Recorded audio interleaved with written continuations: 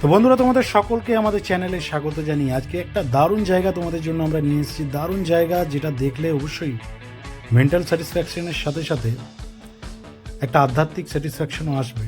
তার কারণ শুধু ট্যুরিজম প্লেস নয়, আজকে যে জায়গা আমি এসেছি সেটা হচ্ছে পুরুলিয়া জেলার একটা আধ্যাত্মিক প্লেস এবং খুবই জাগ্রত মন্দির। যে মন্দিরে এখানে মানে যারা যারা এসছেন এবং ঠাকুরের কাছে এই মন্দিরে মানুষ যা চেয়েছেন, প্রত্যেকের সেই এক্সপেকটেশন, সেই আশা, সেই বিশ্বাস, সেই ভরসা বা সেই চাওয়া কিন্তু সকলের পূর্ণ হয়েছে। আপনাদের জানিয়ে রাখি, আজ আমরা এসেছি লোহরিয়া শিব মন্দির। এই মন্দির রয়েছে আপনার ঠিক অযোধ্যা পাহাড়ের একদম পাদদেশে বলতে পারেন, একদম নিচে। এখান থেকেই অযোধ্যা পাহাড়ের স্টার্টিং পয়েন্ট। আর যে পাহাড় আপনারা দেখতে পাচ্ছেন স্ক্রিনে, এই পাহাড়টা হচ্ছে অযোধ্যা পাহাড়ের একদম শুরু এখান থেকেই। আর যে ড্যাম, যে লেক আপনারা আমাদের স্ক্রিনে এই মুহূর্তে দেখতে পাচ্ছেন, এই লেকটা হচ্ছে লোহরিয়া শিব মন্দির ড্যাম, এটাকে বলা হয়। আর এই সামনে রয়েছে লোয়ার ড্যাম, নাম হয়তো আপনারা অনেকেই জানেন না। যে মন্দির দেখতে পাচ্ছেন একদম দূরে স্ক্রিনে, সেটাই হচ্ছে লোহরিয়া শিব মন্দির।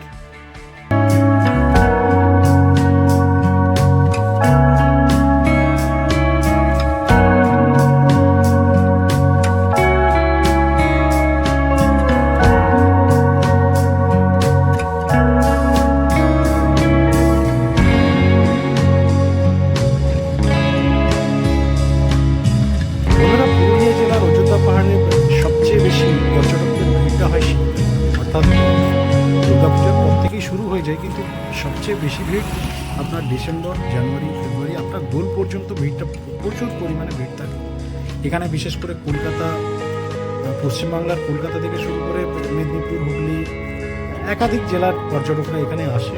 এন্টায়ার পুরো ওয়েস্ট বেঙ্গলই বলতে পারেন। এবং তার সঙ্গে ঝাড়খণ্ড, মানে আমাদের পুরুলিয়া জেলার খুব কাছে বা একদম বর্ডার রাজ্য ঝাড়খণ্ড থেকে প্রচুর পর্যটক এখানে প্রতি বছর শীতকালে ঘুরতে আসে, বেড়াতে আসে, পিকনিক করতে আসে। আর এই যে জায়গা আজকে আমরা এসেছি বা যেখানে যে দেখাচ্ছি, ড্যাম হচ্ছে লোহরিয়া শিব মন্দির ড্যাম। আর যে মুহূর্তে আজকে এই ব্লগ আমরা নিয়ে এসেছি সেটা হচ্ছে বর্ষাকাল।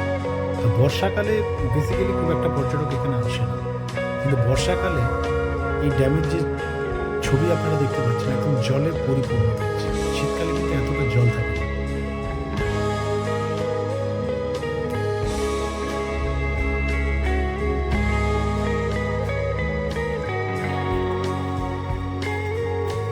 বন্ধুরা, এখন আমরা ঢুকে গেছি মন্দিরের একদম ভেতরে। দেখতে পাচ্ছেন এটা হচ্ছে বিষ্ণু মন্দির। একাধিক মন্দির এখানে রয়েছে। শিব ঠাকুরের যেমন মন্দির আছে, মা দুর্গার আলাদা মন্দির আছে, রামের মন্দির আছে, অর্থাৎ একাধিক দেবদেবীর এখানে মন্দির রয়েছে।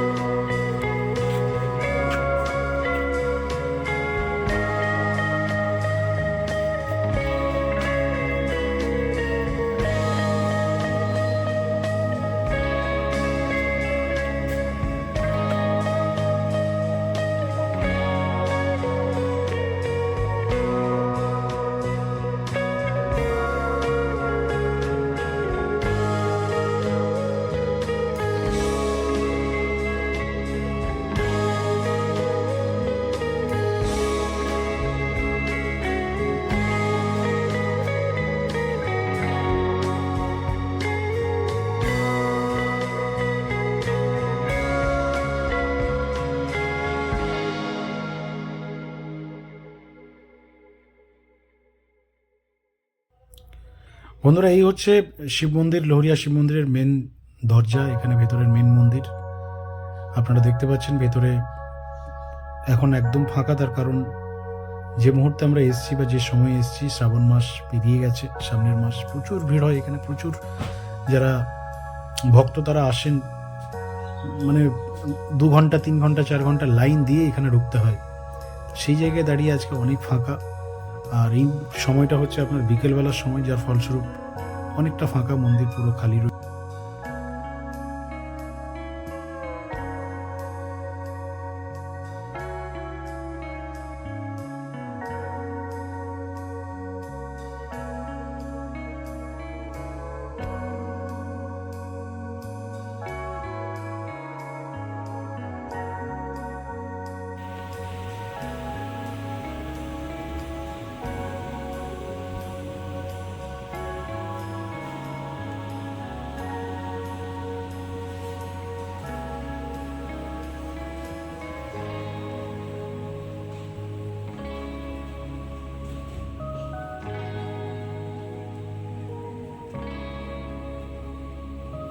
আর এই হচ্ছে বন্ধুরা মন্দিরের বাইরের যে ক্যাম্পাস, প্রচুর জায়গা। আর সত্যি কথা বলতে এত বড় শিব মন্দিরের যে ক্যাম্পাস আপনার কাশী বিশ্বনাথ ধামেও নেই।